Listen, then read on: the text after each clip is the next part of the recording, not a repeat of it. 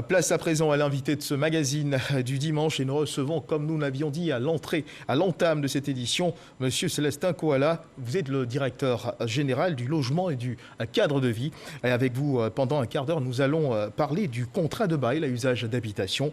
Mais avant, je vous invite à suivre cet élément, réalisé par Jean-Louis Bambo, qui fixe le cadre de notre échange et justement qui renseigne surtout sur ce contrat de bail sécurisé, ce nouveau document pour réguler la relation entre bailleurs et locataires. C'est le 21 janvier dernier que le ministère de la Construction, du Logement et de l'Urbanisme a officiellement lancé le contrat sécurisé de bail à usage d'habitation. Son coût, 10 000 francs CFA que le locataire et le bailleur devront se partager, soit 5 000 francs CFA pour chacune des parties. La mission assignée à ce nouveau dispositif, mieux encadrer les rapports entre locataires et bailleurs, mais surtout réguler la délivrance de ce contrat en vue d'assurer à toutes les parties les meilleures garanties possibles. Nous avons pu voir sur le marché foisonner des modèles de contrats de bail à usage d'habitation édités par des structures privées.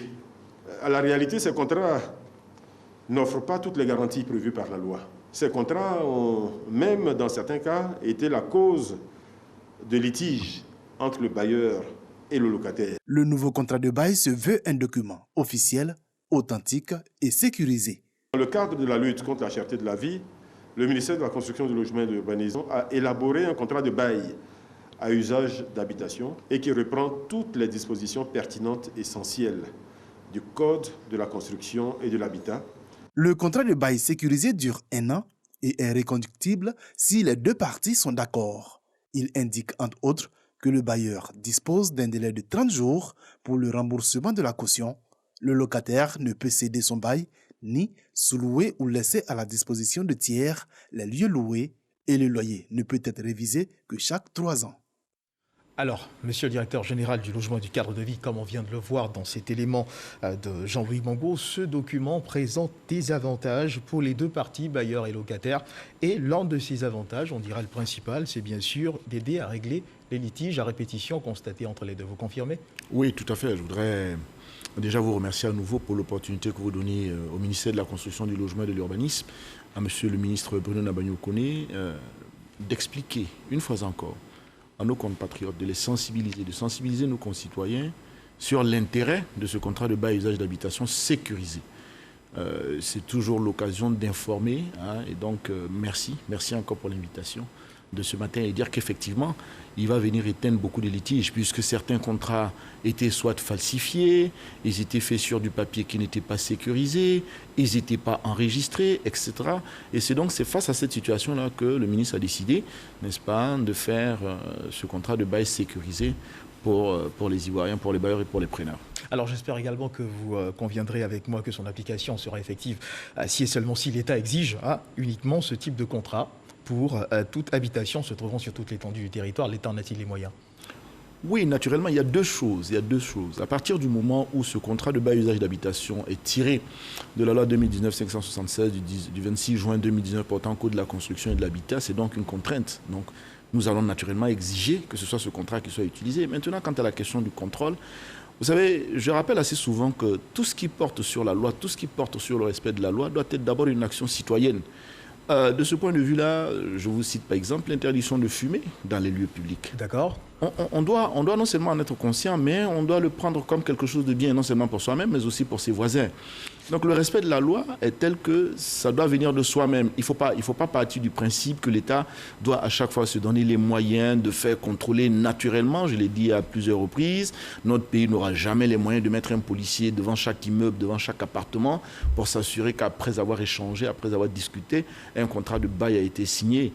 Mais je l'ai dit et je le répète, il appartient aux locataires surtout, il appartient surtout aux preneurs d'insister pour que le contrat de bail usage d'habitation soit signé, parce que nous, la loi, on l'a fait voter pour les plus pauvres, pour les Ivoiriennes et les Ivoiriens qui n'ont pas de moyens, pour les ménages les plus pauvres, parce qu'ils sont 80% quand même qui sont locataires, il n'y a que 20% de propriétaires. Je l'ai déjà dit à plusieurs reprises. Et donc, pour nous, c'est à eux, mais vraiment, d'insister pour que ce contrat puisse être signé, parce qu'il est en leur faveur davantage. En partie aussi pour le bailleur, mais surtout pour le locataire, surtout pour le preneur, surtout pour ceux qui n'ont pas beaucoup de moyens, surtout pour les plus pauvres. Alors nous avons avec nous le document sous les yeux, un exemplaire de ce document-là, et une analyse point par point de ces avantages qu'il offre aux locataires, tant aux locataires qu'aux bailleurs, ouvre le champ pour un certain nombre de questions. Pour ce qui concerne les avantages pour le locataire, nous avons en premier point, et je cite, limitation à 2 mois d'avance dans le paiement de loyer dans le contrat de bail, sous peine d'une amende équivalente à 3 fois la somme perçue, voilà, au-dessus des 2 mois de loyer. Pour ce qui concerne la caution, elle ne peut accéder à 2 mois. Alors, croyez-vous réellement aux chances de survie de ce contrat-là? Parce que sur le terrain, la réalité est tout autre. Bien au contraire, je crois à la survie de ce contrat. Vous savez, je suis heureux que vous ayez cité les articles 415 et 416 du Code de la construction qui reprennent de façon très très claire le fait que ce n'est pas plus de 2 mois de caution, ce n'est pas plus de 2 mois de dépôt de garantie qu'il faut demander.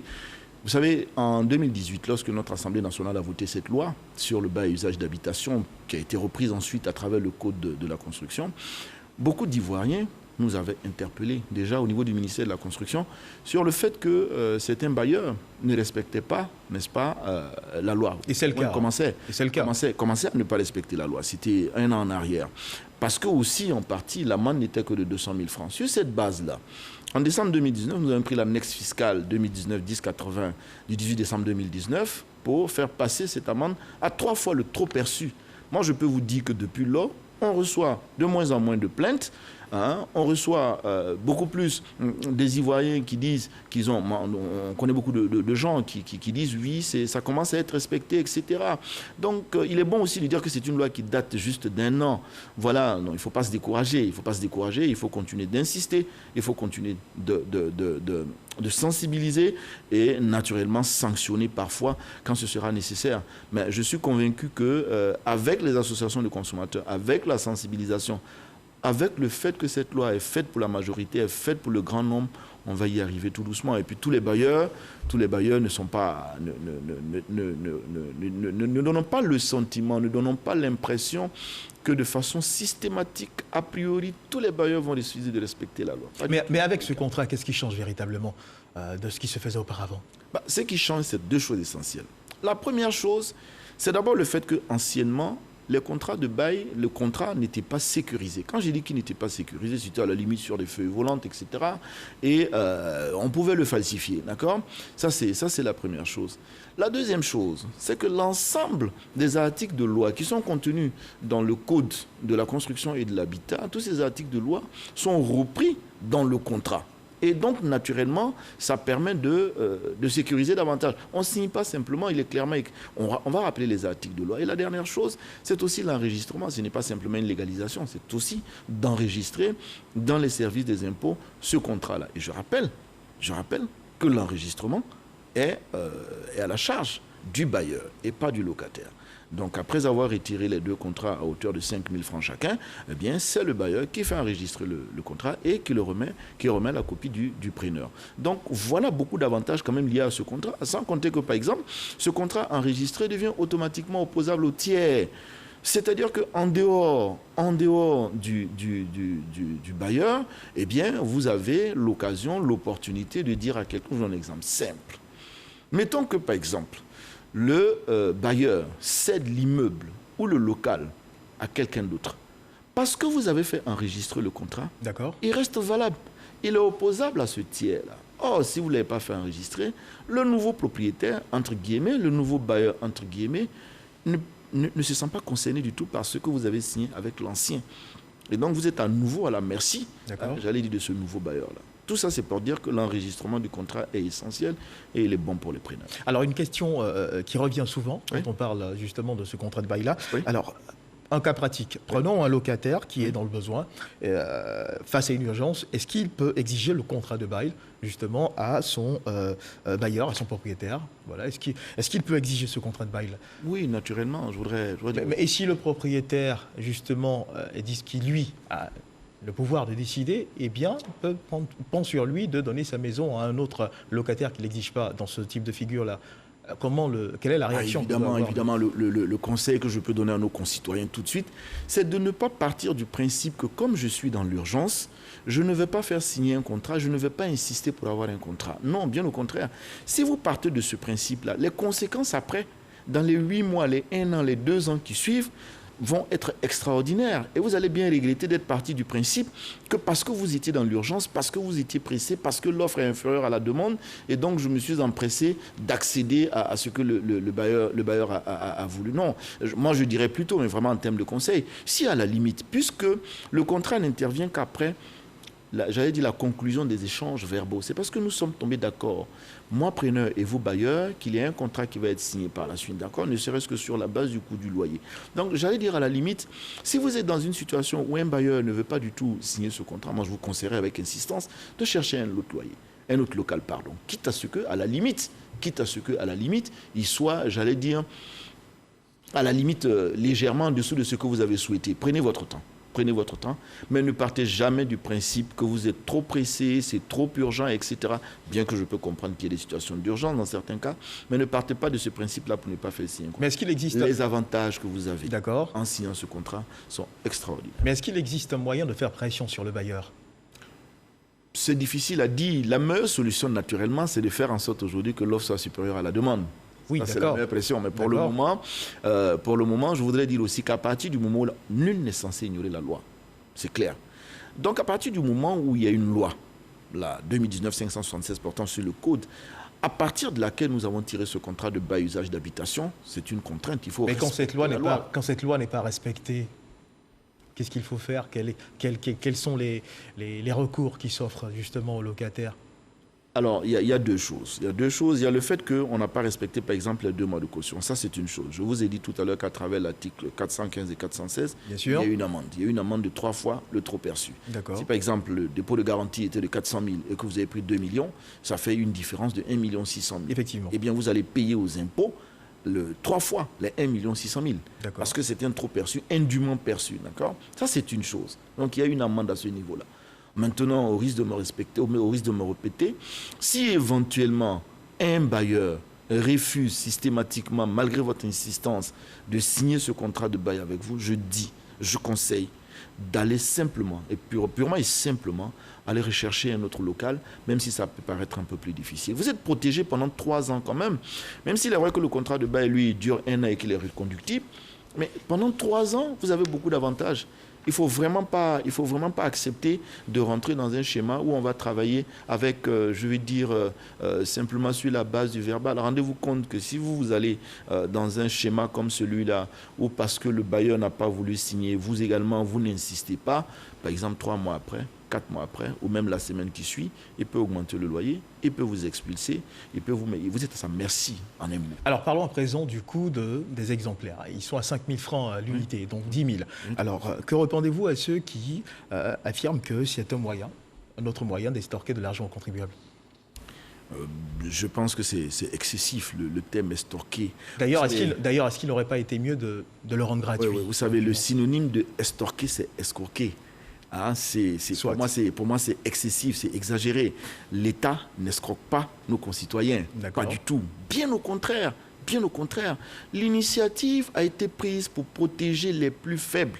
C'est ce que je ne cesse de dire à chaque fois que j'ai l'occasion de parler du contrat de bail à usage d'habitation. C'est pour les plus pauvres. D'accord. C'est pour nos mamans, c'est pour nos parents qui n'ont pas beaucoup de moyens que ce contrat de bail à usage d'habitation a été initié et réalisé par le ministre Bruno Nabagné-Koné.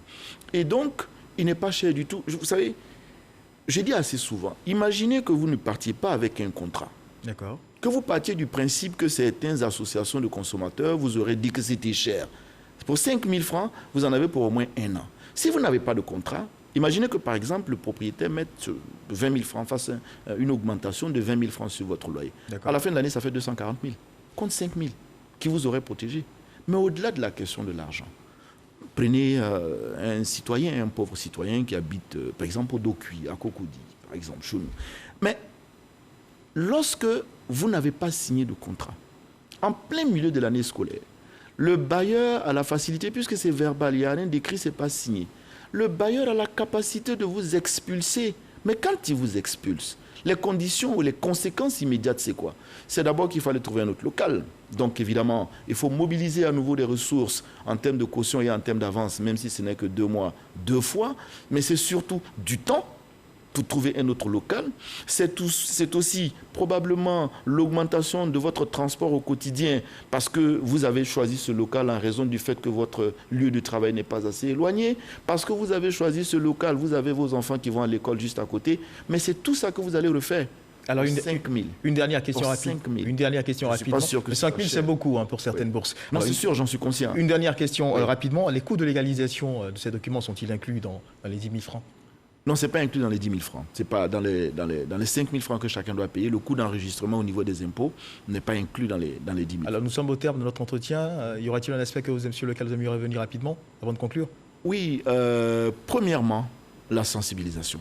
Inviter les associations de consommateurs avec insistance, je le dis tous les jours, inviter les associations de consommateurs à apporter leur appui. Sensibiliser nos compatriotes, sensibiliser nos concitoyens au fait que le contrat de bail usage d'habitation est sécurisé. C'est extrêmement important. Il n'est pas falsifiable. Il contient un fil de sécurité avec de minuscules éléments à l'intérieur qui ne sont pas visibles tout de suite à l'œil nu, mais qui permettent quand même d'éviter qu'on se retrouve avec un document qui n'est pas falsifié. Et le fait qu'il soit enregistré me paraît être un facteur important également. En un mot, il vous protège. Il vous protège et il garantit vos droits. Merci, monsieur Célestin Koala. Avec vous, nous avons donc parlé du contrat de bail sécurisé. Mesdames et messieurs, c'est sur cette dernière intervention de notre invité que se referment les pages de cette édition. Merci de nous avoir suivis et Dieu garde la Côte d'Ivoire.